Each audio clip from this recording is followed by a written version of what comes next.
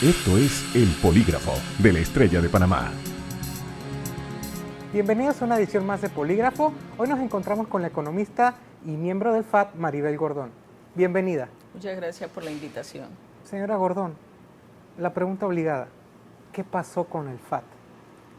Bueno, el Frente Amplio por la Democracia sigue siendo un partido vigente en la medida que el torneo electoral del 4 de mayo no ha finalizado. Pero todos saben que va a desaparecer. Bueno, nosotros creemos que realmente en medio de todo el escándalo de fraude, de clientelismo político, de compra de votos, de corrupción, resulta injusto que se aplique una normativa que lo que haría es corroborar efectivamente el proceso de corrupción en el que están inmersas las institucionalidades de este país. Sin embargo, los integrantes del Frente Amplio por la Democracia nos hemos preparado para participar en los comicios electorales del día 14 y 21 de diciembre, pero además de ello hemos hecho un balance a nivel nacional, un balance que todo parece indicar el interés y el respaldo de la población para que este partido se mantenga. Así que de ser necesario nosotros estamos evaluando volver a reiniciar el proceso. Pero justamente esta demora en culminar el proceso les afecta. Efectivamente, así es. Realmente la institucionalidad lo que ha demostrado es desfavorecer a quienes trabajamos con ética y con responsabilidad. La prorrogación del proceso electoral nos afecta en la medida que se supone que ya debió definirse un proceso, debieron establecerse sus resultados finales y además de ellos abocarnos a un nuevo proceso que regiría a partir del 2015 y en el cual el FAT está tomando todos los requisitos necesarios para poder asumir nuevamente el reto que tenemos con esta población que está cansada de corrupción y que el torneo de 2014 evidenció ese proceso. La gente comenta está cansada de corrupción y el FAT se vendía como una opción diferente. Pero si el FAT era una opción diferente, ¿por qué no sacaron el mínimo? Porque el proceso implicaba competir contra 400 millones del PAT que recibieron todos los diputados de la asamblea anterior, de la cual un gran porcentaje fue reelecto. Significaba competir contra los recursos de los sectores de poder económico, que para ellos significa invertir en las candidaturas de la partidocracia, y significaba competir también contra el resto de los recursos que provienen del sector público, lo cual es ilegal. Es decir, usted no puede competir contra 400 millones que generan clientelismo político contra una publicidad mediática sesgada hacia los sectores de los partidos tradicionales y además de ello con todo el respaldo que tiene la institucionalidad, es decir, las leyes, los procesos, etcétera, etcétera. A eso se enfrentó el FAT, a un proceso fraudulento, a un proceso de clientelismo político y a un proceso que hoy día estamos viendo los resultados de lo que veníamos denunciando. Sí, habla de factores externos, pero ustedes a lo interno, ¿hubo o no hubo cosas que fallaron? Nosotros hemos planteado, el Frente Amplio por la Democracia participó en un torneo electoral 8 meses después de haber sido reconocido oficialmente como partido legalmente constituido. ¿Fue eso un error? Eso es un reto importante, fue una de las dificultades que tuvimos, además de no contar con recursos económicos, no vamos a negar la inexperiencia también en la vida política electoral, pero creo que ha sido un proceso también en donde nuestras convicciones se mantienen y se reafirman, que este país requiere refundarse y que para refundarse es necesario tener un instrumento político electoral, entre otras de la fórmula, y para eso estamos trabajando. ¿El Suntrax y el Frenadeso tienen la fuerza política que esperaban? Fíjate, el Suntra y Frenadeso, muchos de sus integrantes son parte del Frente Amplio por la Democracia, han demostrado y siguen demostrando tener respaldo. Una vez pasados los comicios electorales, el Suntra realizó una asamblea exitosa de respaldo a la gestión, y nosotros creemos que los métodos de lucha en las organizaciones populares son métodos que vienen siendo cuestionados precisamente por quienes son cómplices de estos procesos de corrupción. Nosotros avalamos y estamos conscientes de la participación del Suntra, de gran respaldo al Frente Amplio por la Democracia, igual que lo hizo Frenadeso. Pero esa participación al final, ¿fue positiva o al contrario generó rechazo de la gente? Nosotros creemos que no generó rechazo, lo que generó fue una publicidad mediática que los medios de comunicación han tratado de manipular a sus intereses, a sus antojos, y eso es lo que venimos viviendo. La población sigue clamando efectivamente por organizaciones que demuestren respaldar, respetar y defender sus intereses. Y creo que el Suntra y Frenadeso se han ganado ese sitial en este país. Pero el Suntra y el Frenadeso al final no fueron determinantes para la supervivencia del FAT, perdón. En un proceso de clientelismo político, indudablemente que son elementos que afectan. Nosotros no podemos romper con un status quo que ha venido prevaleciendo periodo tras periodo, que se ha ido profundizando y que, como bien lo dicen los hechos concretos, este ha sido el proceso más fraudulento, más corrupto en todos los procesos en los últimos 25 años, sin negar que en los otros procesos también se ha dado corrupción, clientelismo político, pero hoy día estamos evidenciando la magnitud de esos procesos. Habla de que en cuanto les den la notificación de que desaparecen, volverán a inscribirse o buscarán inscribirse nuevamente.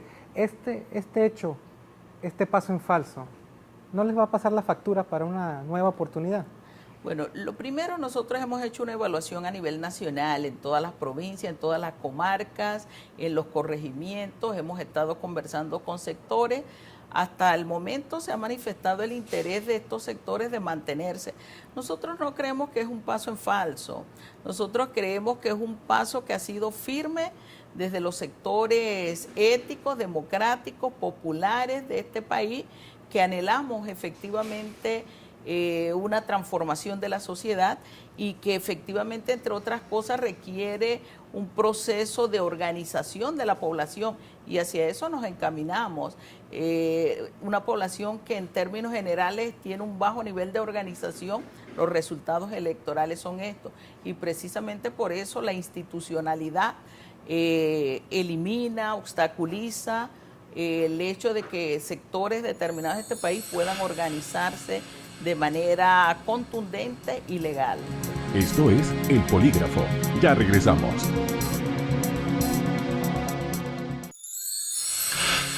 Estamos de vuelta con El Polígrafo. Estamos de vuelta en El Polígrafo, hoy con Maribel Gordón. Señora Gordón, y en este tiempo, están en una transición, pero el FAT no debería ser o no pretende ser un poco más beligerante. Nosotros lo hemos sido en el sentido que debe hacerlo el Frente Amplio por la Democracia. Hemos estado denunciando los procesos de corrupción que se han dado en este país, el clientelismo político que se ha impuesto. Hemos señalado que no es posible que en un país en donde se tienen que realizar elecciones en algunos circuitos por segunda vez por haber sido acausados de procesos fraudulentos, a los corruptos se les permita nuevamente correr. No es posible que las críticas que se están haciendo por las cuales tuvo que omitirse las elecciones sean los mismos procesos que se están desarrollando. El clientelismo sigue imperando. Aquí se ha denunciado que en los procesos posteriores ha existido compra de votos, han sido utilizados programas gubernamentales para obtener adeptos en las elecciones. Entonces estamos sobre los mismos vicios, y en ese sentido el papel del Frente Amplio por la Democracia es impulsar un proyecto de reestructuración total, y creemos, y lo hemos señalado con mucha claridad, eso solo es posible a través de una constituyente originaria que refunda el país, que cambie el estatus institucional de crisis que tenemos, porque tenemos a los 3 órganos de gobierno inmersos en crisis. el legislativo, el judicial y el ejecutivo. Ninguno escapa a la crisis. Justamente en este programa la semana pasada, Olimpo Sáenz decía que la gente se equivoca, bajo la percepción de él, con la constituyente, que dice que el problema no es un problema de falta de leyes, sino de su aplicación. Bueno, nosotros diferimos en el sentido de a quién responden las actuales leyes, más allá de las aplicaciones o no de las mismas. ¿Y a quién responde? Han respondido una cúpula minoritaria de sectores de poder económico que históricamente, desde que este país se creó, han instituido el qué hacer y el cómo hacerlo, y no es para favorecer a las mayorías. En ese sentido, nosotros creemos que sí es necesario una nueva Carta Magna y no parches a la Constitución actual. Y también hemos señalado con claridad, no puede ser la Asamblea Legislativa, la Asamblea de Diputados actuales, ni las anteriores, las que puedan establecer una nueva Constitución. ¿Pero qué indica que la nueva Constitución no va a tener reglas? Al final, ¿quién va a poner las reglas? Por eso nosotros planteamos una constituyente originaria autoconvocada, es decir, el pueblo debe designar su representante. Basta de que unas minorías definan el qué hacer de este país, el cómo hacerlo. ¿Y el es pueblo necesario que el pueblo organizado cree sus espacios, autoconvoque a esa asamblea constituyente originaria, que cree una nueva constitución y que allí se definan el qué hacer de este país, el cómo hacerlo. ¿Y el pueblo tiene las estructuras para competir con los partidos? Por eso decimos, no creemos en una constituyente paralela. Pero eso es lo que La dice. constituyente paralela significaría jugar con las mismas reglas. Pero justamente la Constitución dice que para reformarla es a través de la paralela. Nosotros decimos que el pueblo es soberano, y eso lo dice la Constitución también de esta República. Y si el pueblo es soberano, él puede gestar su propia institucionalidad y sus propias normativas. Cualquier acto que provenga de la definición del pueblo es un acto legal y es un acto legítimo. Y allí cabe la constituyente originaria. Más allá de cómo sea la constituyente, muchos sectores hablan de que a menos de un año de que el presidente Varela entró al gobierno, esta propuesta de una reforma se ha ido desinflando. Creemos que sí. El problema es que los sectores de poder económico y político saben que por parte de la población hay un descontento, que la gente no cree en ello y que producto de eso cada vez han tenido que utilizar más la institucionalidad mediática. Aquí varios voceros de los partidos tradicionales dijeron que el señor Varela llegó producto no de los partidos políticos, sino producto del papel que jugaron los medios de comunicación social en el torneo electoral. Eso es lo que nos lleva a nosotros a decir que bajo estas reglas del juego no es posible construir una constitución ética, una constitución que propenda al desarrollo nacional, a la equidad y la justicia social. Se requiere una nueva reorganización de esta sociedad y eso solo es posible refundando el país. ¿Y eso se considera que se puede conseguir de forma democrática? Nosotros creemos que sí, basta con organizar al pueblo. Y allí es donde tenemos que trabajar, es uno de los trabajos que se ha puesto como meta las organizaciones del movimiento social panameño y en ellos el Frente Amplio por la Democracia. La necesidad de organizar el pueblo, crear cabildos abiertos que discutan el quehacer de este país, los temas principales a nivel nacional e internacional y que defina hacia dónde vamos, el rumbo de este país. Cuáles son los principios sobre los cuales se va a regir la sociedad panameña. Y obviamente tienen que ser principios éticos, democráticos, patrióticos, nacionales, en el contexto de un desarrollo económico sostenible, en el contexto de una economía para la vida y no para la ganancia. Creemos que la población panameña tarde o temprano va a dar esos pasos y la partidocracia lo sabe.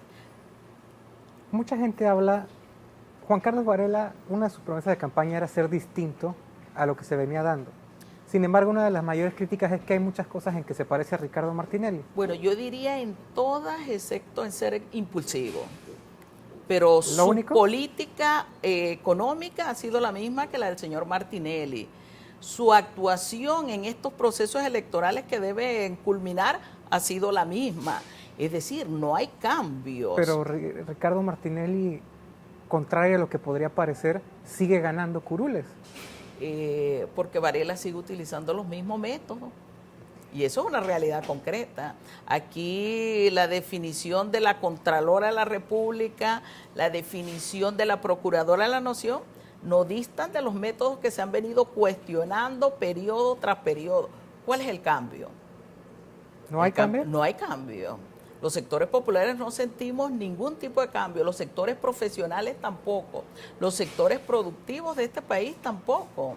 Entonces, aquí hay figuritas, los que se cambian, pero no hay una percepción distinta ni de política económica ni de gestión del quehacer público. Se sigue en las mismas prácticas, en los mismos procesos que han generado el estatus de crisis institucional en el que hoy vivimos.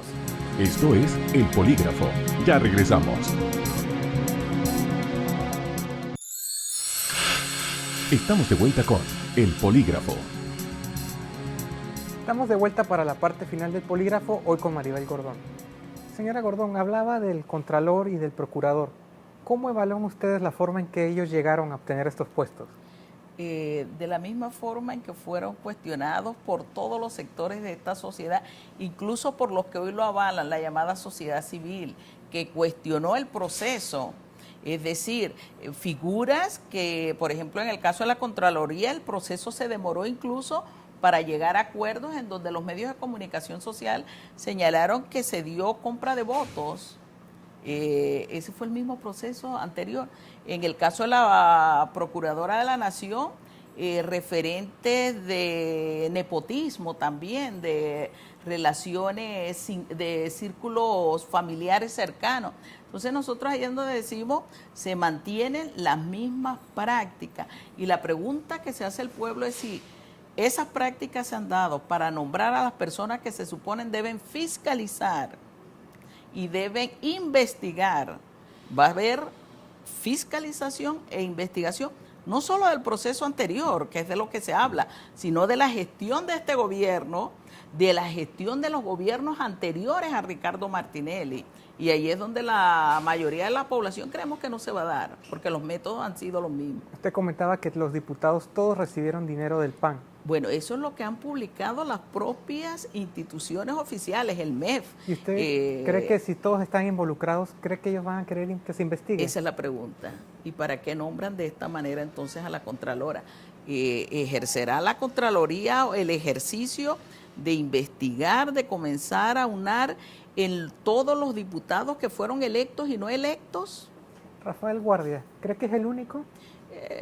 Como se dice en términos panameños, es el chivo expiatorio de un proceso de corrupción que viene desde el FES y que se profundizó con el PAN, y que el PAN no es la única institución pública del periodo anterior inmersa en los procesos de corrupción. La semana pasada Olimpo Sáenz también hablaba de que en la lotería se perdió mucho dinero. Se dice que en la lotería, sobrecostos en el Ministerio de Obra Pública, licitaciones, compras no muy bien esclarecidas en el Ministerio de Educación, en el MIDES.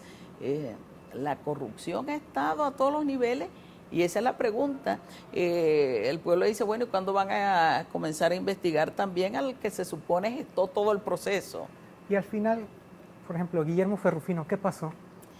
Bueno, esos son de las figuras, nosotros sentimos, puestas por la información mediática y que posteriormente comienzan ellos mismos a desdibujar el nivel de corrupción que se señala a ese nivel. Pero ya no se le ha vuelto a mencionar. Por eso, ellos mismos comienzan a desdibujarlo, los propios medios de comunicación. ¿Habrá investigación para ese tipo de figuras? Es lo que nosotros nos preguntamos. ¿Los medios somos culpables de mucho de lo que está pasando? Con la disculpa, sí. Creemos que sí, ha jugado un papel totalmente parcializado, en donde aquí se siembran y se eliminan figuras, y eso es lo que ha venido sucediendo en este país. Los propios voceros de los partidos tradicionales dicen, bueno, son los medios de comunicación social realmente los que están ejerciendo el acto de la política electoral en medio de una campaña electoral. Por algo, Panamá tiene el porcentaje per cápita de América Latina más alta en publicidad en medio de los torneos electorales. Eso es una realidad que cada vez se viene profundizando más. Entonces tienen un papel también que han jugado en estos procesos y que lamentablemente no quieren hacerse un análisis autocrítico de cuál ha sido su rol. Y fíjate, estoy hablando de los medios de comunicación, no de los periodistas. La izquierda tiene el sistema en contra. En este país realmente la información es mediática. Aquí no se le da cabida a la participación, a los que se consideran o lo autodenominan progresistas, izquierdistas, comunistas, ni siquiera democráticos, ni siquiera si usted tiene un proyecto ético distinto al status quo reinante. Y esa es una realidad. Entonces sí, aquí hablamos mucho de libertad de expresión, pero realmente la expresión en este país está mediatizada. La gente, ¿usted cree que la gente se compra el discurso de la izquierda?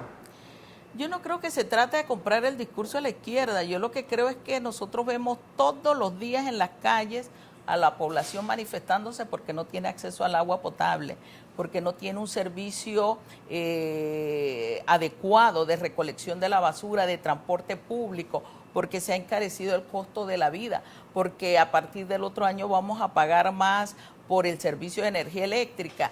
Eso es lo que ha venido manifestando la población y sí, ha sido precisamente los sectores de izquierda los que han recogido las banderas del sentir de la población panameña. Usted no ve a los llamados partidos demócratas en este país expresarse.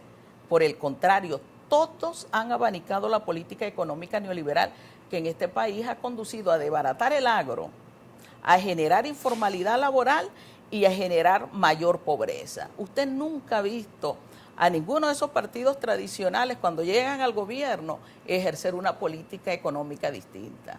Entonces, si esto es así, ¿a qué cree que se debió el fracaso del FAT? Insistimos, nosotros no lo llamamos fracaso, nosotros creemos que ha existido un revés electoral, efectivamente no se alcanzaron las cifras que nosotros teníamos previstas, entre otras cosas, producto de lo que hoy es evidente. Competir contra 400 millones que se distribuyó a los partidos políticos, a todos los diputados de la ex Asamblea de Diputados, de los cuales muchos de ellos se reeligieron, a no tener acceso a los medios de comunicación social para expresar el planteamiento del FAT, e indudablemente a un periodo corto de proyección que tuvimos, porque fueron 8 meses antes del torneo electoral. Eso limita las posibilidades y somos un partido nuevo que nos estamos dando a conocer como partido con una plataforma de gobierno distinta a la que emitieron las otras candidaturas presidenciales. Eso es una realidad en este país. ¿Y cree que va a haber algo distinto para ustedes en el 2019? Hay una poetisa panameña que llamó a ser tercos. Y el lema del FAT es: la esperanza se mantiene, hoy más que nunca. Esa llama de la esperanza está viva, porque precisamente la realidad concreta no nos dio el triunfo electoral, pero sí la razón. Lo que emitimos y señalamos y denunciamos hoy es evidente.